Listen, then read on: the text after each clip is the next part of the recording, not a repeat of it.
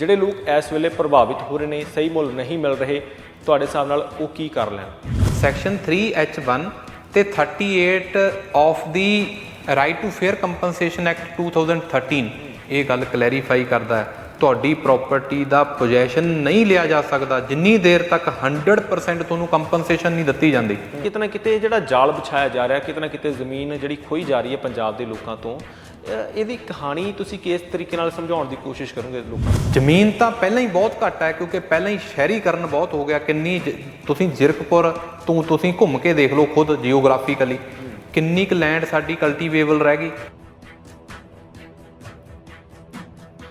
ਹਰ ਜਗ੍ਹਾ ਕੰਸਟਰਕਸ਼ਨ ਹੋ ਕੇ ਕੋਈ ਕਲੋਨੀਆਂ ਕੱਟੀਆਂ ਗਈਆਂ। ਦੇਖੋ ਮੇਰਾ ਇਹ ਪਰਸਨਲ ਰਾਏ ਹੈ ਵੀ ਉਹ ਨਹੀਂ ਹੋਣਾ ਚਾਹੀਦਾ। ਕੀ ਸਿਆਸੀ ਤਾਕਤਾਂ ਕੰਮ ਕਰ ਰਹੀਆਂ ਨੇ ਇਸ ਵੇਲੇ ਕਿ ਜਿਨ੍ਹਾਂ ਦੇ ਕਰਕੇ ਲੋਕਾਂ ਨੂੰ ਉਹਨਾਂ ਦਾ ਹੱਕ ਨਹੀਂ ਮਿਲ ਰਿਹਾ, ਜਾਂ ਹੱਕ ਮਾਰਨ ਵਾਲੇ ਕੋਈ ਇੱਦਾਂ ਦੇ ਅਧਿਕਾਰੀ ਬੈਠੇ ਹੋਏ ਨੇ? ਨੈਸ਼ਨਲ ਹਾਈਵੇ ਨੇ ਜੇ ਉਹ ਅਧਿਕਾਰੀ ਦਾ ਮੁੰਡਾ ਚੱਕ ਕੇ ਆਪਣਾ ਸਰਕਾਰੀ ਵਕੀਲ ਲਾਇਆ ਹੋਇਆ ਹੈ, ਉਹਨੂੰ ਇੱਕ ਕਿਸਮ ਦਾ ਪੈਸੇ ਦਾ ਜ਼ਰੀਆ ਦਿੱਤਾ ਹੋਇਆ ਹੈ, ਇਹ ਕਿਤੇ ਨਾ ਕਿਤੇ ਉਹਦਾ ਇੰਟਰਸਟ ਇਨਵੋਲਵ ਹੁੰਦਾ, ਉਹ ਕਿੱਥੇ ਆਮ ਜਨਤਾ ਵੱਲ ਦੇਖੂਗਾ। ਜਿਹੜਾ ਰੀਹੈਬਿਲਿਟੇਸ਼ਨ ਦਾ ਮਤਲਬ ਇਹ ਹੈ ਵੀ ਰੀਹੈਬਿਲਿਟੇਟ ਕਰਨਾ ਹੈ। ਅੱਜ ਕਿਸੇ ਦਾ ਘਰ ਖੋਹ ਲਿਆ, ਉਹਨੂੰ ਅਲਟਰਨੇਟਿਵ ਜਗ੍ਹਾ ਵੀ ਤੇ ਦੇਣੀ ਹੈ। ਰੋਜ਼ਾਨਾ ਸਪੋਕਸਮੈਨ ਦੇਖ ਰਹੇ ਹੋ ਤੁਸੀਂ। ਇਸ ਵਕਤ ਤੁਹਾਡੇ ਨਾਲ ਤੁਹਾਡਾ ਆਪਣਾ ਦੋਸਤ ਹਰਦੀਪ ਸਿੰਘ ਭੋਗਲ। ਪੰਜਾਬ ਦੇ ਵਿੱਚ ਪਿਛਲੇ ਕਈ ਦਿਨਾਂ ਤੋਂ ਕਈ ਨਵੇਂ ਸੜਕੀ ਮਾਰਗ ਬਣਾਏ ਜਾ ਰਹੇ ਨੇ ਤੇ ਉਹਨਾਂ ਨੂੰ ਲੈ ਕੇ ਵੱਡੇ ਪੱਧਰ ਤੇ ਜ਼ਮੀਨਾਂ ਅਕਵਾਇਰ ਕੀਤੀਆਂ ਜਾ ਰਹੀਆਂ, ਜ਼ਮੀਨਾਂ ਲਈਆਂ ਜਾ ਰਹੀਆਂ ਨੇ ਸਰਕਾਰ ਦੇ ਵੱਲੋਂ। ਤੇ ਰੇੜਕਾ ਇਸ ਗੱਲ ਦਾ ਹੈ ਕਿ ਬਹੁਤ ਸਾਰੀਆਂ ਥਾਵਾਂ ਤੇ ਜਿਹੜੇ ਮੁੱਲ ਤੈਅ ਕੀਤੇ ਜਾ ਰਹੇ ਨੇ, ਉਹਨਾਂ ਤੋਂ ਜਿਹੜੇ ਜ਼ਮੀਨਾਂ ਦੇ ਮਾਲਕ ਨੇ ਉਹਨਾਂ ਨੂੰ ਇਤਰਾਜ਼ ਹੈਗਾ ਤੇ ਲੰਮਾ ਸਮਾਂ ਹੋ ਗਿਆ ਉਹ ਸੰਘਰਸ਼ ਵੀ ਕਰ ਰਹੇ ਨੇ, ਕਿਉਂਕਿ ਪਿਛਲੇ ਸਮੇਂ ਦੇ ਵਿੱਚ ਵੀ ਲਗਾਤਾਰ ਐਕਵਾਇਰ ਜਿਹੜੀ ਇਹ ਪ੍ਰਕਿਰਿਆ ਹੈਗੀ ਹੈ ਚੱਲਦੀ ਰਹੀ ਹੈ ਤੇ ਲੋਕਾਂ ਨੂੰ ਵਾਜਬ ਮੁੱਲ ਨਹੀਂ ਮਿਲੇ ਤੇ ਇਦਾਂ ਦੀਆਂ ਖਬਰਾਂ ਲਗਾਤਾਰ ਸਾਹਮਣੇ ਆ ਰਹੀਆਂ ਨੇ। ਅੱਜ ਇਸ तमाम ਵਿਸ਼ੇ ਤੇ ਚਰਚਾ ਕਰਨੀ ਹੈ। ਸਾਡੇ ਨਾਲ ਐਡਵੋਕੇਟ ਚਰਨਪਾਲ ਸਿੰਘ ਬਾਗੜੀ ਨੇ। ਬਾਗੜੀ ਸਾਹਿਬ ਬਹੁਤ ਬਹੁਤ ਸਵਾਗਤ ਹੈ ਤੁਹਾਡਾ। Thank you. ਬਾਗੜੀ ਸਾਹਿਬ, ਨਵਾਂ ਕੇਸ ਜਿਹੜਾ ਸਾਹਮਣੇ ਆਇਆ ਇਹ ਲੁਧਿਆਣਾ ਹਾਈਵੇ ਦਾ, ਲੁਧਿਆਣਾ ਚੰਡੀਗੜ੍ਹ ਹਾਈਵੇ ਦਾ ਹੈਗਾ, ਪਰ ਅਸੀਂ ਜਦੋਂ ਪੂਰੇ ਪੰਜਾਬ ਦੀ ਗੱਲ ਕਰੀਏ ਬਹੁਤ ਸਾਰੇ ਮਾਰਗ ਲਗਾਤਾਰ ਬਣ ਰਹੇ ਨੇ ਜਿਹੜੇ ਨੈਸ਼ਨਲ ਤੌਰ ਤੇ ਪੰਜਾਬ ਦੇ ਵਿੱਚ ਥਾਂ ਥਾਂ ਤੇ ਜ਼ਮੀਨਾਂ ਅਕਵਾਇਰ ਕੀਤੀਆਂ ਜਾ ਰਹੀਆਂ। ਇਹ ਨਵੇਂ ਮਾਮਲੇ ਤੇ ਸਟੇ ਤੁਸੀਂ ਦਿਵਾਤੀ ਹੈ, ਬਹੁਤ ਅਹਿਮ ਫੈਸਲਾ ਆਇਆ, ਪਰ ਇਹ ਮਾਮਲਾ ਹੈ ਕਿ ਕਿੰਨੇ ਲੋਕ ਪ੍ਰਭਾਵਿਤ ਹੋ ਰਹੇ ਨੇ, ਕਿਸ ਤਰੀਕੇ ਨਾਲ ਜ਼ਮੀਨਾਂ ਅਕਵਾਇਰ ਕੀਤੀਆਂ ਜਾ ਰਹੀਆਂ ਤੇ ਕਿਸ ਤਰੀਕੇ ਨਾਲ ਵੱਡੇ ਪੱਧਰ ਤੇ ਧਾਂਦਲੀ ਹੋ ਰਹੀ ਹੈ ਇਸ ਪੂਰੇ ਮਾਮਲੇ ਦੇ ਵਿੱਚ? ਦੇਖੋ, ਜਿਹੜਾ ਲੁਧਿਆਣੇ ਦੇ ਵਿੱਚ ਅੱਜ ਪਾਰਟ ਬਣਿਆ ਹੋਇਆ ਕਟਾਣੀ ਕਲਾਂ, ਉੱਥੋਂ ਦੀ ਤਕਰੀਬਨ ਸਾਰੇ ਜਿੰਨੀ ਜ਼ਮੀਨ ਦੇ ਮਾਲਕ ਨੇ ਉਹ ਅੱਜ ਹਾਈ ਕੋਰਟ ਦੇ ਵਿੱਚ ਉਹਨਾਂ ਦੇ ਹੱਕ 'ਚ ਸਟੇ ਜਿਹੜੀ ਹੈ ਡਿਸਪੋਜੈਸ਼ਨ ਸਟੇ ਕੀਤਾ ਹਾਈ ਕੋਰਟ ਨੇ ਜੀ। ਔਰ ਇਹਦੇ ਵਿੱਚ ਰੀਜ਼ਨ ਮੈਂ ਤੁਹਾਨੂੰ ਦੱਸ ਦਿੰਦਾ ਕਿ ਹੁਣ ਤੱਕ ਜਿੰਨੇ ਵੀ ਲੈਂਡ ਨੈਸ਼ਨਲ ਹਾਈਵੇ ਲਈ ਅਕਵਾਇਰ ਕੀਤੀ ਗਈ ਹੈ, ਔਰ ਐਡੀ ਬਦਕਿਸਮਤੀ ਹੈ ਕਿ ਉਹਦੇ ਵਿੱਚ ਜੋ ਕਾਨੂੰਨ ਕਹਿੰਦਾ ਉਹ ਪ੍ਰੋਸੈਸ ਫੋਲੋ ਹੀ ਨਹੀਂ ਕੀਤੀ ਗਈ ਜੀ। ਮੈਂ ਪੰਜਾਬੀ 'ਚ ਕਹਾਂ, ਜੋ ਕਾਨੂੰਨ ਕਹਿੰਦਾ ਕਿ ਜ਼ਮੀਨ ਮਾਲਕਾਂ ਨੂੰ ਆਹ ਚੀਜ਼ਾਂ ਦਿਓ, ਉਹ ਦਿੱਤੀਆਂ ਹੀ ਨਹੀਂ ਗਈਆਂ ਹੁਣ ਤੱਕ ਜੀ। ਜਿਵੇਂ ਕਿ ਜੇ ਕਿਸੇ ਦਾ ਘਰ ਆਉਂਦਾ ਜਾਂ ਸ਼ੋਰੂਮ ਆਉਂਦਾ ਜਾਂ ਉਹਦਾ ਰੁਜ਼ਗਾਰ ਜਾਂਦਾ, ਉਹਦੇ 'ਚ ਸੈਕੰਡ ਸ਼ਡਿਊਲ ਹੈ ਜਿਹੜਾ ਸੈਕਸ਼ਨ 31 ਜੀ, ਉਸ ਦੇ ਮੁਤਾਬਕ ਘਰ ਦੇ ਵੱਟੇ ਘਰ ਦੇਣਾ ਬਣਦਾ, ਐਨਓਟੀ ਦੇਣੀ ਬਣਦੀ ਹੈ, ਸਬਸਿਸਟੈਂਸ ਅਲਾਇੰਸ ਦੇਣਾ ਪੈਂਦਾ। ਜੇ ਐਨਓਟੀ ਜਿਵੇਂ ਕਿ ਇੱਕ ਰੁਜ਼ਗਾਰ ਨਹੀਂ ਦੇਣਾ ਕਿਸੇ ਨੂੰ ਤਾਂ ਉਹਨੂੰ 5 ਲੱਖ ਰੁਪਇਆ ਉਹ ਦੇਣਾ ਬਣਦਾ ਹੈ। ਕੈਟਲ ਸ਼ੈੱਡ ਦੇ ਕੋਈ ਕਾਸਟ ਹੈ, ਪੈਟੀ ਸ਼ਾਪ, ਆਰਟੀਸ਼ਨ ਵਰਕ ਹੈ, ਉਹਦੀ ਗ੍ਰਾਂਟ ਕੋਈ ਮਤਲਬ ਕੋਈ ਤੁਸੀਂ ਕਹਿ ਲਓ ਲੋਹਾਰ ਹੈ ਜਾਂ ਕੋਈ ਹੋਰ ਪੇਂਟਰ ਹੈ, ਵਧੀਆ ਆਰਟਿਸਟ ਵਰਕ ਕਿਸੇ ਨਾਲ ਰਿਲੇਟਡ ਆ, ਉਹਦੇ ਅਲੱਗ ਤੋਂ ਪ੍ਰਾਵਧਾਨ ਨੇ। ਰੀਸੈਟਲਮੈਂਟ ਕੰਪਨਸੇਸ਼ਨ ਜਿਹੜੀ ਹੈ ਉਹ ਦੇਣੀ ਬਣਦੀ ਹੈ। ਬਟ ਇਹ ਜਦੋਂ ਹੁਣ ਕੱਲੀ ਜਿਹੜੀ ਲੈਂਡ ਹੈ, ਜਿਹੜੀ ਧਰਤੀ ਹੈ, ਉਹਦਾ ਅਵਾਰਡ ਪਾਸ ਕਰਤਾ, ਜਿਹੜੀਆਂ ਬਿਲਡਿੰਗ ਸਟਰਕਚਰਸ ਨੇ ਉਹਦਾ ਇਹ ਕਰਦੇ ਕੀ ਨੇ, ਪੁਰਾਣੇ ਟਾਈਮ ਦੇ ਅਕੋਰਡਿੰਗਲੀ ਇੱਟਾਂ ਦਾ ਮੁੱਲ ਕੱਢ ਲੈਂਦੇ ਨੇ, ਬਜਰੀ ਸੀਮੈਂਟ ਜੋ ਲੱਗਿਆ ਹੋਇਆ ਉਹਦੇ ਤੇ ਵੀ ਡੈਪਰੀਸੀਏਸ਼ਨ ਲਾ ਕੇ ਇੱਕ ਅਵਾਰਡ ਕਹਿ ਦਿੰਦੇ ਆ ਸਟਰਕਚਰਲ। ਸੋ ਇੱਥੇ ਪਹੁੰਚ ਕੇ ਜਿਹੜੀ ਪਹੁੰਚ ਕੀਤੀ ਹੈ, ਇਹ ਪਹਿਲੀ ਵਾਰ ਲੁਧਿਆਣੇ ਡਿਸਟ੍ਰਿਕਟ ਦੇ ਵਿੱਚ ਜਿਹੜਾ ਇਹ ਹੋਇਆ। ਹੁਣ ਤੱਕ ਤਾਂ ਹੁੰਦਾ ਹੀ ਰਿਹਾ ਇੱਦਾਂ ਹੀ, ਲੋਕ ਨਹੀਂ ਅਵੇਅਰ ਹੋਏ। ਚਲੋ ਉਹਨਾਂ ਨੇ ਅਪਰੋਚ ਕੀਤਾ, ਕਿਉਂਕਿ ਮੈਂ ਡੱਡੂ ਮਾਜਰਾ ਧਨਾਸ ਵਿੱਚ ਵੀ ਰੀਹੈਬਿਲਿਟੇਸ਼ਨ ਰੀਸੈਟਲਮੈਂਟ ਕਰਾ ਚੁੱਕੇ ਹਾਂ, ਹੋਰ ਵੀ ਕਈ ਪ੍ਰੋਜੈਕਟ ਹੁਣ ਯੈਸ।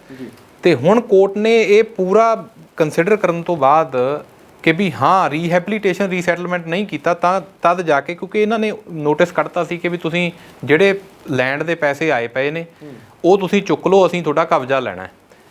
ਸੋ ਇਸ ਕਰਕੇ ਜਿਹੜੀ ਹੈ ਉਹ ਪਹੁੰਚ ਕਰਕੇ ਸਟੇ ਲਈ ਗਈ। ਬਾਗੜੀ ਸਾਹਿਬ, ਕਿਉਂਕਿ ਪੰਜਾਬ ਦੇ ਵਿੱਚ ਜਿਵੇਂ ਮੈਂ ਸ਼ੁਰੂਆਤ ਦੇ ਵਿੱਚ ਜ਼ਿਕਰ ਕੀਤਾ, ਵੱਡੀ ਗਿਣਤੀ ਦੇ ਵਿੱਚ ਲੱਖਾਂ ਪਰਿਵਾਰ ਜਿਹੜੇ ਇਸ ਵੇਲੇ ਪ੍ਰਭਾਵਿਤ ਹੋ ਰਹੇ ਨੇ ਇਸ ਸਮੱਸਿਆ ਦੇ ਨਾਲ, ਕਿਉਂਕਿ ਸਮੱਸਿਆ ਕਹਿ ਸਕਦੇ ਹਾਂ, ਉੱਦਾਂ ਤਾਂ ਸਿੱਧੇ ਤੌਰ ਤੇ ਵਿਕਾਸ ਕੀਤਾ ਜਾ ਰਿਹਾ, ਪਰ ਵਿਕਾਸ ਦੇ ਨਾਂ ਤੇ ਬਹੁਤ ਸਾਰੇ ਲੋਕਾਂ ਦੀ ਜ਼ਮੀਨਾਂ ਜਿਹੜੀਆਂ ਹਥਿਆਈਆਂ ਜਾ ਰਹੀਆਂ, ਮੁੱਲ ਨਹੀਂ ਦਿੱਤੇ ਜਾ ਰਹੇ। ਵੈਸੇ ਜਿਹੜਾ ਕਾਨੂੰਨ ਹੈਗਾ ਉਹਦੇ ਮੁਤਾਬਕ ਕੀ ਕਾਨੂੰਨ ਬਣਦਾ ਹੈਗਾ, ਕਿਸ ਤਰੀਕੇ ਨਾਲ ਉਹਨਾਂ ਨੂੰ ਅਧਿਕਾਰ ਮਿਲਦੇ ਨੇ ਕਿ ਕੀ ਦੇਣਾ ਹੁੰਦਾ। ਸਿੱਧੇ ਤੌਰ ਤੇ ਜੇ ਅਸੀਂ ਕਾਨੂੰਨ ਦੀ ਗੱਲ ਕਰੀਏ ਜਿਹੜਾ 2013 ਦੇ ਵਿੱਚ ਮੈਨੂੰ ਲੱਗਦਾ ਜੇ ਮੈਂ ਗਲਤ ਨਾ ਹੋਵਾਂ 2013 ਦੇ ਵਿੱਚ ਜਿਹੜਾ ਬਣਾਇਆ ਗਿਆ ਉਹਦੇ ਮੁਤਾਬਕ ਕੀ ਮਿਲਣਾ ਚਾਹੀਦਾ ਜਦੋਂ ਇੱਦਾਂ ਕੋਈ ਵੀ ਨੈਸ਼ਨਲ ਹਾਈਵੇ ਬਣ ਰਿਹਾ ਹੈ, ਜਾਣੀ ਕਿ ਇਸ ਵੇਲੇ ਕਿਉਂਕਿ ਜੰਮੂ ਨੈਸ਼ਨਲ ਕਟੜਾ ਹਾਈਵੇ ਬਣ ਰਿਹਾ ਹੈ, ਲੁਧਿਆਣਾ ਹਾਈਵੇ ਦੀ ਤੁਸੀਂ ਗੱਲ ਕਰ ਲਓ, ਲੁਧਿਆਣਾ ਚੰਡੀਗੜ੍ਹ ਦੀ, ਤੇ ਹੋਰ ਵੀ ਬਹੁਤ ਸਾਰੇ ਨੈਸ਼ਨਲ ਹਾਈਵੇ ਲਗਾਤਾਰਤਾ ਦੇ ਵਿੱਚ ਬਣ ਰਹੇ ਨੇ। ਕਾਨੂੰਨ ਕੀ ਕਹਿੰਦਾ, ਕੀ ਮਿਲਣਾ ਚਾਹੀਦਾ, ਕਿਸ ਤਰੀਕੇ ਦੇ ਜਿਹੜੀਆਂ ਸੁਵਿਧਾਵਾਂ ਨੇ ਜਿਹੜੇ ਪਰਿਵਾਰ ਪ੍ਰਭਾਵਿਤ ਹੋ ਰਹੇ ਨੇ, ਜਿਨ੍ਹਾਂ ਦੀਆਂ ਜ਼ਮੀਨਾਂ ਅਕਵਾਇਰ ਕੀਤੀਆਂ ਜਾ ਰਹੀਆਂ, ਉਹਨਾਂ ਨੂੰ ਮਿਲਣੇ ਚਾਹੀਦੇ। ਦੇਖੋ ਤੁਸੀਂ ਜਿਹੜਾ ਕੁਐਸਚਨ ਕੀਤਾ ਇਹ ਦੋ ਤਰ੍ਹਾਂ ਨਾਲ ਪੋਜ਼ ਕਰਨਾ ਬਣਦਾ। ਇੱਕ ਤੇ ਇਹ ਬਣਦਾ ਕਿ ਵੀ ਜਿਹੜੇ ਬੈਨੀਫਿਟਸ ਕੀ ਗ੍ਰਾਂਟ ਕਰਨੇ ਬਣਦੇ ਨੇ ਨੈਸ਼ਨਲ ਹਾਈਵੇ 'ਚ ਚਾਹੇ ਅਕਵਾਇਰ ਹੋ ਰਹੀ ਹੈ ਲੈਂਡ, ਕੀ ਨਹੀਂ ਕੀਤੇ ਜਾ ਰਹੇ, ਅਗਰ ਉਹ ਹੁਣ ਨਹੀਂ ਕੀਤੇ ਜਾਂਦੇ ਤਾਂ ਫਿਰ ਉਹ ਕਦੋਂ ਹੋਣਗੇ। ਇਹ 'ਚ ਦੋ ਮੈਂ ਤੁਹਾਨੂੰ ਆਨਸਰ ਕਲੀਅਰ ਕਰਦਾ ਬਰੀਫਲੀ। ਜੇ ਸਪੋਜ਼ ਕਰੋ ਅੱਜ ਕਿਸੇ ਦਾ ਘਰ ਬਣਿਆ, ਕੱਲ ਨੂੰ ਜਦੋਂ ਉਹਨੂੰ ਡਿਮੋਲਿਸ਼ ਕਰਤਾ, ਦੋ ਤਰ੍ਹਾਂ ਦੀ ਪ੍ਰਾਪਰਟੀ, ਇੱਕ ਐਗਰੀਕਲਚਰਲ ਪ੍ਰਾਪਰਟੀ, ਇੱਕ ਗੈਰ ਮੁਮਕਿਨ ਜਿੱਥੇ ਕਿ ਆਬਾਦ ਹੋਈ ਹੈ। ਜਿਹੜੀ ਆਬਾਦ ਹੋਈ ਪ੍ਰਾਪਰਟੀ ਆ ਉਹ ਵੀ ਦੋ ਤਰ੍ਹਾਂ ਦੀ ਹੈ। ਇੱਕ ਤਾਂ ਆਬਾਦੀ ਦੇਹ ਵਾਲੀ ਆ ਗਈ, ਜਿੱਥੇ ਆਬਾਦੀ ਦੇਹ ਹੈ ਜਿਹਦੇ ਵਿੱਚ ਮਾਲਕ ਚਾਹੇ ਬੰਦਾ ਨਹੀਂ ਹੈਗਾ ਪਰ ਉਹ ਕਾਬਜ਼ ਤੇ ਮਾਲਕ ਮੰਨਿਆ ਜਾਂਦਾ। ਜਿਹੜੀ ਲਾਲ ਲਕੀਰ ਦੇ ਅੰਦਰ ਪ੍ਰਾਪਰਟੀ ਹੈ, ਕਿਉਂਕਿ ਪੁਰਾਣੇ ਘਰ ਬਣੇ ਹੋਏ ਨੇ ਸੜਕ ਦੇ ਉੱਤੇ, ਸੜਕ ਤਾਂ ਪਹਿਲਾਂ ਕੱਚੀ ਹੁੰਦੀ ਸੀ, ਉਸ ਤੇ ਘਰ ਬਣ ਗਏ, ਪਿੰਡ ਵਸ ਗਏ, ਕਿਉਂਕਿ ਉੱਦਾਂ ਹੀ ਮਰੱਬੇਬੰਦੀ ਹੋ ਗਈ ਤੇ ਉੱਥੇ ਆਬਾਦੀ ਦੇ ਆ ਗਈ, ਉੱਥੇ ਘਰ ਬਣ ਗਏ। ਹੁਣ ਸਪੋਜ਼ ਕਰੋ ਉਹ ਜਿਵੇਂ ਤੁਸੀਂ ਕੁਐਸਚਨ ਮੈਂ ਤੁਹਾਨੂੰ ਦੱਸ ਰਿਹਾ ਕਿ ਬੰਦਾ ਕਹੇ ਵੀ ਅੱਜ ਨਹੀਂ ਦਿੱਤਾ, ਤੁਸੀਂ ਅੱਗੇ ਅਪੀਲ ਦਲੀਲ 'ਚ ਜਾ ਕੇ ਜਾ ਸਕਦੇ ਹੋ।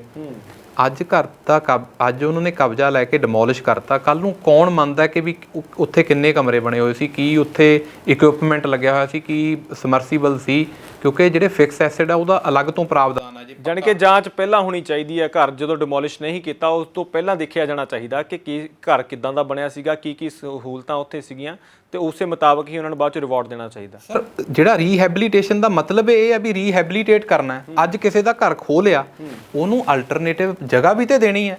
ਐਕਟ ਤਾਂ ਬਹੁਤ ਸੋਚ ਸਮਝ ਕੇ ਬਣਾਇਆ ਪਾਰਲੀਮੈਂਟ ਨੇ। ਤੁਸੀਂ ਢਾਉਣ ਤੋਂ ਪਹਿਲਾਂ ਜਿਹੜਾ ਘਰ ਦੇ ਬਦਲੇ ਘਰ ਵੀ ਪ੍ਰੋਵਾਈਡ ਕਰਨਾ ਹੈ। ਜਿਹੜਾ ਘਰ ਪ੍ਰੋਵਾਈਡ ਕਰਨਾ ਉਸ ਲੋਕੈਲਿਟੀ ਦੇ ਵਿੱਚ ਸਕੂਲ, ਡਿਸਪੈਂਸਰੀ, ਪੂਰੀ ਡਰੇਨੇਜ, ਜਿੰਨਾ ਇੱਕ ਮੁਹੱਈਆ ਕਰਾਉਣ ਵਾਸਤੇ ਪਲੇਗਰਾਊਂਡ ਤੇ ਕਰਮੇਸ਼ਨ ਗਰਾਊਂਡ, ਉਹ ਪੂਰਾ ਪ੍ਰੋਵਾਈਡ ਕਰਕੇ ਪੂਰਾ ਸਟਰਕਚਰ ਦੇਣਾ, ਤਾਂ ਫਿਰ ਉਹ ਸ਼ਿਫਟ ਕਰਨ ਉੱਥੇ, ਉਸ ਤੋਂ ਬਾਅਦ ਡਿਮੋਲਿਸ਼ ਹੋਵੇ। ਕੱਲਾ ਘਰ ਨਹੀਂ, ਹੋਰ ਕਿੰਨਾ ਕੁਝ ਪ੍ਰੋਵਾਈਡ ਕਰਨਾ, ਕਿੰਨਾ ਜਿਹੜੀਆਂ ਸਹਾਇਕ ਸਹੂਲਤਾਂ ਨੇ। ਜੇ ਕਿਸੇ ਦਾ ਜੇ ਅਫੈਕਟਡ ਫੈਮਿਲੀ ਹੈ, ਜੇ ਕਿਸੇ ਦਾ ਘਰ ਵੀ ਆਂਦਾ, ਘਰ ਆਂਦਾ ਜਾਂ ਸ਼ਾਪ ਆਉਂਦੀ ਹੈ, ਬਿਜ਼ਨਸ ਆਂਦਾ, ਜਿਵੇਂ ਕੱਲੀ ਐਗਰੀਕਲਚਰ ਲੈਂਡ ਆਉਂਦੀ ਹੈ, ਐਗਰੀਕਲਚਰ ਲੈਂਡ ਦੇ ਵਿੱਚ ਉਹਦੀ ਕੀ ਹੈ ਮਾਰਕੀਟ ਵੈਲਿਊ ਨਵੇਂ ਐਕਟ ਦੇ ਅਕੋਰਡਿੰਗਲੀ ਅਸੈਸ ਹੋ ਰਹੀ ਹੈ, ਪਰ ਉਹਦੇ ਵਿੱਚ ਨਾ ਤੇ ਇੰਪਲਾਇਮੈਂਟ ਦੀ ਜਗ੍ਹਾ ਐਨੂਟੀ ਦਿੱਤੀ ਜਾ ਰਹੀ ਹੈ, ਜਿਹੜੀ 5 ਲੱਖ ਬਣਦੀ ਉਹ ਬਣਦੀ ਹੈ। ਉੱਥੋਂ ਜਾ ਕੇ ਰੀਸੈਟਲਮੈਂਟ ਵਾਸਤੇ ਜਾਂ ਟਰਾਂਸਪੋਰਟੇਸ਼ਨ 50,000 ਦਾ ਇੱਕ ਸੈਪਰੇਟ ਬਣਦਾ, ਉਹ ਦੇਣਾ ਬਣਦਾ, ਉਹ ਦਿੱਤਾ ਹੀ ਨਹੀਂ। ਔਰ ਮੈਂ ਇਹ ਕਲੀਅਰ ਕਰ ਦੇਣਾ ਚਾਹੁੰਦਾ, ਡੱਡੂ ਮਾਜਰਾ ਤੇ ਧਨਾਸ ਵਿੱਚ ਐਕੁਜੀਸ਼ਨ ਹੋਈ ਆ ਔਰ ਉਹਦੇ ਵਿੱਚ ਇਹ ਚੀਜ਼ਾਂ ਮਿਲ ਚੁੱਕੀਆਂ ਨੇ। ਉਹ ਮੈਂ ਕੇਸ ਕਰ ਰਿਹਾ, ਉਹ 2019 ਦੀ ਐਕੁਜੀਸ਼ਨ ਆ, ਮੈਂ 2020 ਦਾ ਮੇਰੇ ਕੋਲ 19 ਦਾ ਹੀ ਮੈਟਰ ਹੈ, ਉਹ 'ਚ ਸਟੇ ਹੋ ਰੱਖੀ ਹੈ। ਹੁਣ ਇਹ ਕੀ National Highway Authority of India ਦੇ ਵਿੱਚ ਜਿਹੜੀ ਅਕਵਾਇਰ ਹੋਈ ਹੈ ਲੈਂਡ, ਉੱਥੇ ਵੀ ਇਹ ਸਿਮਿਲਰ ਬਣਦਾ? ਆਨਸਰ ਇਜ਼ ਯੈਸ, ਕਿਉਂਕਿ ਹੋਰ ਕੇਸ ਵੀ ਮੈਂ ਕਰ ਰਿਹਾ, ਉੱਥੇ ਰਿਪਲਾਈ ਕੀ ਆਇਆ ਨੈਸ਼ਨਲ ਹਾਈਵੇ ਦਾ ਕਿ ਵੀ ਹਾਂ ਇਹ ਐਕਟ ਐਪਲੀਕੇਬਲ ਹੈ ਔਰ ਇਹ ਦੇਣਾ ਬਣਦਾ ਹੈ। ਦਿੱਤਾ ਕਿਹਨੇ ਨਹੀਂ, ਕੰਪੀਟੈਂਟ, ਉੱਥੇ ਦੂਜੇ ਦੇ ਮੋਢੇ ਤੇ ਰੱਖਤੀ। ਜਿੰਨੇ ਬੈਨੀਫਿਟ ਮੈਂ ਤੁਹਾਨੂੰ ਕਹੇ ਨੇ, ਸਾਰੇ ਬੈਨੀਫਿਟ ਇਹ ਨਾ ਤੇ ਦਿੱਤੇ ਨੇ ਨੈਸ਼ਨਲ ਹਾਈਵੇ ਨੇ, ਨਾ ਦੇਣੇ ਨੇ SDM ਨੇ, ਨਾ ਦੇਣੇ ਨੇ ਆਰਬੀਟਰੇਟਰ ਨੇ, ਇਹ ਤਾਂ ਸਾਨੂੰ ਕਾਨੂੰਨ ਨੇ ਪ੍ਰੋਵਾਈਡ ਕੀਤੇ ਨੇ। ਮੈਂ ਅੱਜ ਵੀ ਇਸ ਜਦੋਂ ਪਹਿਲਾਂ ਵੀ, ਕਿਉਂਕਿ ਅਦਰਵਾਈਜ਼ ਤੇ ਲਾਅ ਇਹ ਹੈ ਵੀ ਇਹ ਪ੍ਰੋਜੈਕਟ ਜਿਹੜੇ ਨੇ ਸਟੇ ਨਹੀਂ ਹੁੰਦੇ, ਨੈਸ਼ਨਲ ਹਾਈਵੇ ਦਾ ਕੋਈ ਪ੍ਰੋਜੈਕਟ ਸਟੇ ਨਹੀਂ ਹੁੰਦਾ। ਸਟੇ ਕਰਨਾ ਕਿਤੇ ਇੱਕ ਕਿਸਮ ਦਾ ਰੋਕ ਲਾਣਾ, ਕਾਨੂੰਨ ਕਹਿੰਦਾ ਵੀ ਨਹੀਂ ਰੋਕ ਲਾਣੀ ਪ੍ਰੋਜੈਕਟ ਦੇ ਵਿੱਚ। ਇਹ ਤਾਂ ਜਦੋਂ ਕਾਨੂੰਨ ਕੋਰਟ ਨੇ ਦੇਖਿਆ, ਪੂਰਾ ਵਾਚਣ ਤੋਂ ਬਾਅਦ ਪੂਰਾ ਡੀਟੇਲ ਦੇ ਵਿੱਚ ਬੜੀ ਅੱਛੀ ਤਰ੍ਹਾਂ ਤਿਆਰ ਕੀਤੀ ਹੋਈ ਪਟੀਸ਼ਨ ਸੀ, ਕੋਰਟ ਨੇ ਤਦ ਜਾ ਕੇ ਡਿਸਪੋਜੈਸ਼ਨ ਸਟੇ ਕੀਤਾ ਵੀ ਇਹਨਾਂ ਨਾਲ ਧੱਕਾ ਹੋਣ ਜਾ ਰਿਹਾ। ਜੀ ਬਾਗੜੀ ਸਾਹਿਬ, ਜਦੋਂ ਅਸੀਂ ਗੱਲ ਕਰਦੇ ਹਾਂ, ਜਿੱਦਾਂ ਇਸ ਕੇਸ ਦੀ ਗੱਲ ਕਰੀਏ, ਸਿੱਧੇ ਤੌਰ ਤੇ ਕਾਨੂੰਨ ਤਾਂ ਕਹਿੰਦਾ ਕਿ ਸਾਰੇ ਅਧਿਕਾਰ ਮਿਲਣੇ ਚਾਹੀਦੇ ਨੇ, ਪਰ ਮਿਲ ਨਹੀਂ ਰਹੇ, ਤੇ ਇਹਦੇ ਪਿੱਛੇ ਵੱਡਾ ਸਵਾਲ ਤਾਂ ਇਹੀ ਪੈਦਾ ਹੋ ਜਾਂਦਾ ਕਿ ਸਿਆਸੀ ਤਾਕਤਾਂ ਕੰਮ ਕਰ ਰਹੀਆਂ ਨੇ ਇਸ ਵੇਲੇ, ਕਿ ਜਿਨ੍ਹਾਂ ਦੇ ਕਰਕੇ ਲੋਕਾਂ ਨੂੰ ਉਹਨਾਂ ਦਾ ਹੱਕ ਨਹੀਂ ਮਿਲ ਰਿਹਾ, ਜਾਂ ਹੱਕ ਮਾਰਨ ਵਾਲੇ ਕੋਈ ਇੱਦਾਂ ਦੇ ਅਧਿਕਾਰੀ ਬੈਠੇ ਹੋਏ ਨੇ ਜਿਨ੍ਹਾਂ ਦੀ ਛਵੀ ਇਸ ਵੇਲੇ ਧੁੰਦਲੀ ਹੈ, ਧੂਮਲ ਹੈ, ਉਹ ਨਹੀਂ ਚਾਹੁੰਦੇ ਲੋਕਾਂ ਨੂੰ ਪੂਰਾ ਸਮਾਨ ਮਿਲੇ ਜਾਂ ਉਹਨਾਂ ਦੇ ਹੱਕ ਮਿਲਣ।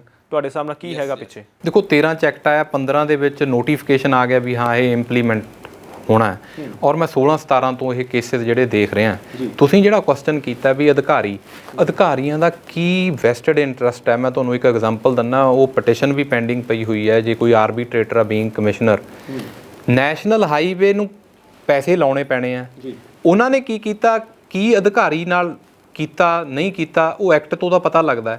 ਜਿਹੜਾ ਇੱਕ ਆਰਬੀਟਰੇਟਰ ਹੈ, ਐਕਟ ਕਹਿੰਦਾ ਕਿ ਵੀ ਉਹਦਾ ਕੋਈ ਵੀ ਰਿਲੇਟਿਵ ਦਾ ਕੋਈ ਵੀ ਇੰਟਰਸਟ ਕਿਸੇ ਵੀ ਪਾਰਟੀ ਨਾਲ ਨਹੀਂ ਹੋਊਗਾ। ਹੁਣ ਇੱਕ ਆਰਬੀਟਰੇਟਰ ਕੋਲ ਕਿਹੜੀ ਪਾਰਟੀ ਹੈ? ਇੱਕ ਨੈਸ਼ਨਲ ਹਾਈਵੇ ਹੈ, ਦੂਜਾ ਲੈਂਡ ਓਨਰ ਹੈ, ਕਿਉਂਕਿ ਲੈਂਡ ਓਨਰ ਨੇ ਪੈਸੇ ਕਿਤੋਂ ਵਧਵਾਉਣੇ ਆ? ਨੈਸ਼ਨਲ ਹਾਈਵੇ ਤੋਂ। ਨੈਸ਼ਨਲ ਹਾਈਵੇ ਨੇ ਜੇ ਉਹ ਅਧਿਕਾਰੀ ਦਾ ਮੁੰਡਾ ਚੱਕ ਕੇ ਆਪਣਾ ਸਰਕਾਰੀ ਵਕੀਲ ਲਾਇਆ ਹੋਇਆ ਹੈ, ਉਹਨੂੰ ਇੱਕ ਕਿਸਮ ਦਾ ਪੈਸੇ ਦਾ ਜ਼ਰੀਆ ਦਿੱਤਾ ਹੋਇਆ ਹੈ, ਇਹ ਕਿਤੇ ਨਾ ਕਿਤੇ ਉਹਦਾ ਇੰਟਰਸਟ ਇਨਵੋਲਵ ਹੁੰਦਾ। ਉਹ ਕਿੱਥੇ ਆਮ ਜਨਤਾ ਵੱਲ ਦੇਖੂਗਾ?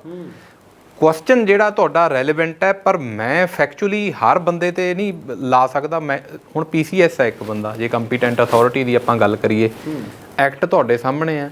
ਐਕਟ ਜਿਹੜਾ 28/8/2015 ਦਾ ਨੋਟੀਫਿਕੇਸ਼ਨ ਸੈਂਟਰਲ ਗਵਰਨਮੈਂਟ ਨੇ by both the houses of the parliament has been issued the notification on 28th of August 2015.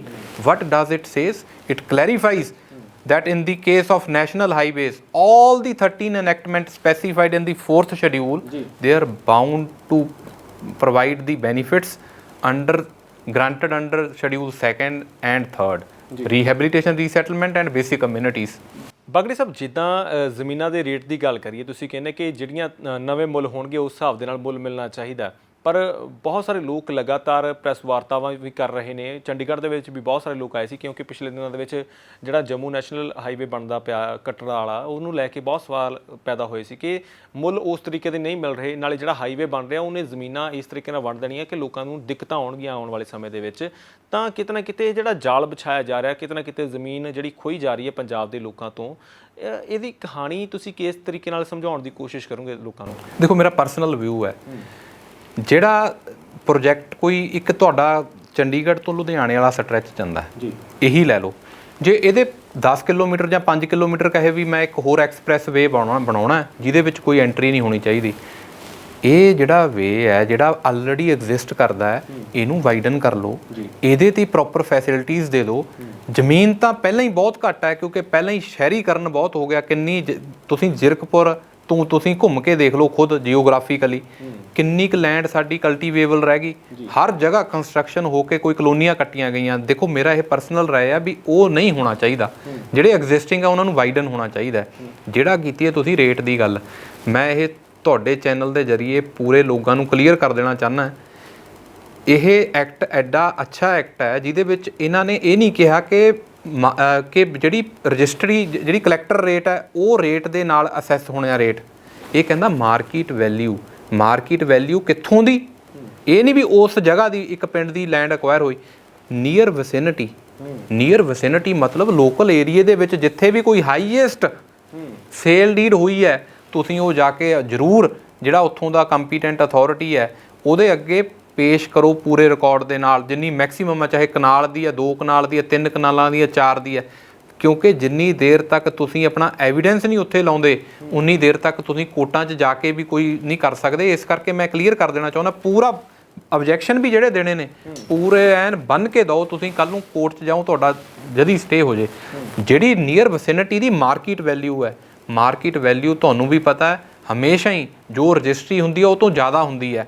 ਉਹ ਅਸੈਸ ਕਿਹਨੇ ਕਰਨੀ ਹੈ? ਮੈਂ ਇੱਕ ਗੱਲ ਕਲੀਅਰ ਕਰਦਾ ਕਿ ਇੱਕ ਕੇਸ ਦੇ ਵਿੱਚ ਉਹ ਸਿਆਣਾ ਸੀ ਲੈਂਡ ਐਕੁਜੀਸ਼ਨ ਕਲੈਕਟਰ ਬੀਇੰਗ ਦੀ ਕੰਪੀਟੈਂਟ ਅਥਾਰਟੀ, ਉਹਨੇ ਜਿਹੜੇ ਉੱਥੋਂ ਦੇ ਲੋਕੈਲਿਟੀ ਦੇ ਪ੍ਰੋਪਰਟੀ ਡੀਲਰ ਆ ਉਹਨਾਂ ਤੋਂ ਆਪਣੀਆਂ ਮੰਗਾਈਆਂ ਵੀ ਹਾਂ ਇੱਥੇ ਮਾਰਕੀਟ ਕਿਉਂ ਚੱਲੂਗੀ ਨਹੀਂ। ਉਹ ਮਾਰਕੀਟ ਰੇਟ ਉਹ ਦੱਸੂਗਾ। ਸੁਪਰੀਮ ਕੋਰਟ ਦੀ ਆਬਜ਼ਰਵੇਸ਼ਨ ਹੈ, ਜਦੋਂ ਵੀ ਸੇਲ ਡੀਡ ਹੁੰਦੀ ਹੈ ਲੋਕੀ ਉਹਦੇ 'ਤੇ ਸਟੈਂਪ ਡਿਊਟੀ ਬਚਾਉਣ ਕਰਕੇ ਜੋ ਪ੍ਰਵੇਲਿੰਗ ਰੇਟ ਅਸਲ ਰੇਟ ਹੁੰਦਾ ਉਹ ਤੋਂ ਘੱਟ ਦੀ ਰਜਿਸਟਰੀ ਕਰਾਉਂਦੇ ਆ।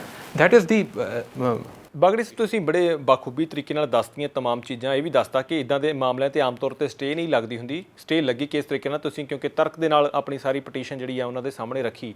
ਇਸ ਵੇਲੇ ਜਿਹੜੇ ਲੋਕ ਜਿਹੜੇ ਹਾਲੇ ਵੀ ਜਿਨ੍ਹਾਂ ਨੂੰ ਐਕੁਜੀਸ਼ਨ ਜਿਹੜੀ ਹੋ ਰਹੀ ਹੈ ਉਹਦੇ ਕਰਕੇ ਦਿੱਕਤਾਂ ਦਾ ਸਾਹਮਣਾ ਕਰਨਾ ਪੈ ਰਿਹਾ, ਤੁਹਾਨੂੰ ਕੀ ਲੱਗਦਾ? ਕਿਉਂਕਿ ਕਰੋਨਾ ਦਾ ਵੀ ਸਮਾਂ ਚੱਲ ਰਿਹਾ ਹੈਗਾ ਤੇ ਅਦਾਲਤਾਂ ਉਸ ਹਿਸਾਬ ਦੇ ਨਾਲ ਚੱਲ ਰਹੀਆਂ ਨੇ ਇਸ ਵੇਲੇ। ਜਿਹੜੇ ਲੋਕ ਇਸ ਵੇਲੇ ਪ੍ਰਭਾਵਿਤ ਹੋ ਰਹੇ ਨੇ, ਸਹੀ ਮੁੱਲ ਨਹੀਂ ਮਿਲ ਰਹੇ, ਤੁਹਾਡੇ ਹਿਸਾਬ ਨਾਲ ਉਹ ਕੀ ਕਰ ਲੈਣ? ਯੈਸ, ਦੇਖੋ ਪਹਿਲਾਂ ਤਾਂ ਉਹਨਾਂ ਦਾ ਰਾਈਟ ਬਣਦਾ ਹੈ ਕਿ ਵੀ ਉਹ ਸਟਰੇਟ ਵੇ ਜਦੋਂ 3A ਦਾ ਨੋਟੀਫਿਕੇਸ਼ਨ ਆਉਂਦਾ ਵਿਦਨ 21 ਡੇਜ਼ ਆਪਣੇ ਡੀਟੇਲਸ ਆਬਜੈਕਸ਼ਨ ਦੇਣ। ਉਹ ਤੋਂ ਬਾਅਦ 3D ਦੇ ਵਿੱਚ ਜਿਹੜੀ ਲੈਂਡ ਆ ਉਹ ਵੈਸਟ ਕਰ ਜਾਂਦੀ ਹੈ ਸੈਂਟਰਲ ਗਵਰਨਮੈਂਟ 'ਚ। ਜਦੋਂ 3D ਦਾ ਨੋਟੀਫਿਕੇਸ਼ਨ ਆ ਜਾਂਦਾ ਨਾ ਤਾਂ ਉਹਦੇ ਤੋਂ ਤੁਸੀਂ ਲੋਨ ਲੈ ਸਕਦੇ ਹੋ, ਨਾ ਉਹਨੂੰ ਸੇਲ ਕਰ ਸਕਦੇ ਹੋ, ਭਾਵੇਂ ਕਿ ਅਵਾਰਡ ਹਲੇ ਬਾਅਦ 'ਚ ਪਾਸ ਹੋਣਾ। ਇੱਕ ਮੈਂ ਵਿੱਚੇ ਇੱਥੇ ਇਸ ਚੀਜ਼ ਨੂੰ ਰੋਕ ਕੇ ਕਲੀਅਰ ਹੋਰ ਗੱਲ ਕਰਦਾ, ਸੈਕਸ਼ਨ 3H1 ਤੇ 38 of the right to fair compensation act 2013 ਇਹ ਗੱਲ ਕਲੈਰੀਫਾਈ ਕਰਦਾ ਹੈ ਤੁਹਾਡੀ ਪ੍ਰਾਪਰਟੀ ਦਾ ਪੋਜੈਸ਼ਨ ਨਹੀਂ ਲਿਆ ਜਾ ਸਕਦਾ ਜਿੰਨੀ ਦੇਰ ਤੱਕ 100% ਤੁਹਾਨੂੰ ਕੰਪਨਸੇਸ਼ਨ ਨਹੀਂ ਦਿੱਤੀ ਜਾਂਦੀ।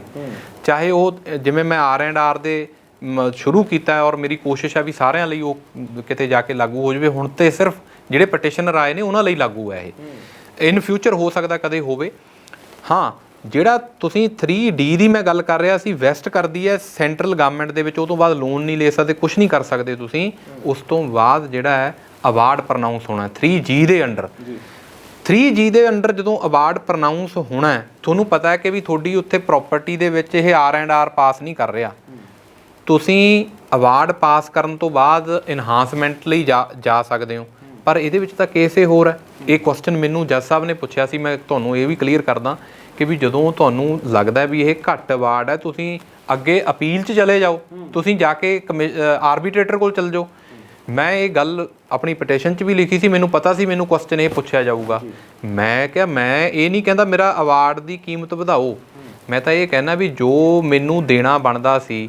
ਜੇ ਮੇਰਾ ਘਰ ਕਿੰਨੇ ਕਮਰਿਆਂ ਵਾਲਾ ਹੈ, ਪਹਿਲਾਂ ਤੁਸੀਂ ਸਪੋਜ਼ ਕਰੋ ਮੈਨੂੰ 100 ਗਜ ਦਾ ਘਰ ਮਿਲਣਾ ਬਣਦਾ, ਤੁਸੀਂ 50 ਗਜ ਦਾ ਦੇ ਦਿਓ ਮੈਨੂੰ, ਮੈਂ 100 ਵਾਸਤੇ ਤਾਂ ਚਲਾ ਜਾਊਂਗਾ। ਮੈਨੂੰ ਇੰਪਲਾਇਮੈਂਟ ਚਾਹੀਦੀ ਹੈ, ਮੈਨੂੰ 5 ਲੱਖ ਰੁਪਈਆ ਐਕਟ ਕਹਿੰਦਾ ਤੁਸੀਂ ਮੈਨੂੰ 2.5 ਦੇ ਦਿਓ, ਮੈਂ 5 ਲਈ ਚੱਲ ਜਾਊਂਗਾ। ਤੁਸੀਂ ਤਾਂ ਦਿੱਤਾ ਹੀ ਕੁਛ ਨਹੀਂ ਮੈਨੂੰ, ਤੁਸੀਂ ਇੱਟਾਂ ਦੇਤੀਆਂ, ਤੁਸੀਂ ਲੈਂਡ ਓਨਰਸ ਨੂੰ ਸੀਮੈਂਟ ਦੇਤਾ, ਦੇਣਾ ਸੀ ਘਰ ਦੇ ਬਦਲੇ ਘਰ ਬਣਾ ਕੇ ਦੇਣਾ ਸੀ ਉਹ ਤੋਂ ਕਬਜ਼ਾ ਲੈਣ ਤੋਂ ਪਹਿਲਾਂ, ਉਹ ਤੁਸੀਂ ਦਿੱਤਾ ਨਹੀਂ। ਮੈਂ ਇੱਥੇ ਕੀਮਤ ਵਧਾਉਣ ਲਈ ਨਹੀਂ ਆਇਆ, ਕਿਉਂਕਿ ਮੈਨੂੰ ਪਤਾ ਸੀ ਜੇ ਮੈਂ ਕੀਮਤ ਵਧਾਉਣ ਲਈ ਆਇਆ ਮੇਰੀ ਡਿਸਮਿਸ ਹੋਊਗੀ, ਇਹ ਮੈਨੂੰ ਕਹਿਣਗੇ ਤੂੰ ਅਪੀਲ 'ਚ ਚੱਲ ਜੀ, ਤੇਰੇ ਕੋਲ ਅਧਿਕਾਰ ਹੈ। ਮੈਂ ਕਿਹਾ ਮੈਂ ਤਾਂ ਜੋ ਪਾਰਲੀਮੈਂਟ ਨੇ ਅਨੈਕਟਮੈਂਟ ਕੀਤੀ ਹੈ ਨਾ, ਮੈਂ ਤਾਂ ਉਹ ਲਾਗੂ ਕਰਾਉਣ ਲਈ ਆਇਆ, ਇੰਪਲੀਮੈਂਟ ਤਾਂ ਤੁਸੀਂ ਕਰਨੀ ਆ। ਜੇ IAS ਆਫੀਸਰ ਨੂੰ ਨਹੀਂ ਪਤਾ ਵੀ ਮੈਂ ਇਹ ਕੰਮ ਜਿਹੜਾ ਮੈਨੂੰ ਪਾਰਲੀਮੈਂਟ ਨੇ ਕਿਹਾ ਮੈਂ ਇਹ ਨਹੀਂ ਕਰਨਾ, ਫਿਰ ਕੋਰਟ ਬੈਠੀ ਹੈ, ਕੋਰਟ ਕਰਾਵੇ। ਜੀ ਬਹੁਤ ਬਹੁਤ ਸ਼ੁਕਰੀਆ ਬਾਗੜੀ ਸਾਹਿਬ, ਤੁਸੀਂ तमाम ਜਾਣਕਾਰੀ ਸਾਂਝੀ ਕੀਤੀ ਹੈ। ਉਮੀਦ ਕਰਦੇ ਕਿ ਜਿੰਨੇ ਵੀ ਦਰਸ਼ਕ ਇਹ ਵੀਡੀਓ ਦੇਖ ਰਹੇ ਹੋਣੇ ਨੇ ਉਹਨਾਂ ਦੇ ਬਹੁਤ ਸਾਰੇ ਸ਼ੰਕੇ ਦੂਰ ਹੋਏ ਹੋਣੇ, ਕਿਉਂਕਿ ਪੰਜਾਬ ਦੇ ਵਿੱਚ ਵੱਡੇ ਪੱਧਰ ਤੇ ਹੁਣ ਜ਼ਮੀਨਾਂ ਅਕਵਾਇਰ ਕੀਤੀਆਂ ਜਾ ਰਹੀਆਂ ਤੇ ਜਿਹੜੇ ਲੋਕਾਂ ਨੂੰ ਦਿੱਕਤਾਂ ਆ ਰਹੀਆਂ ਸੀ, ਸਾਡੇ ਤੱਕ ਵੀ ਬਹੁਤ ਸੁਨੇਹੇ ਪਹੁੰਚ ਰਹੇ ਸੀ।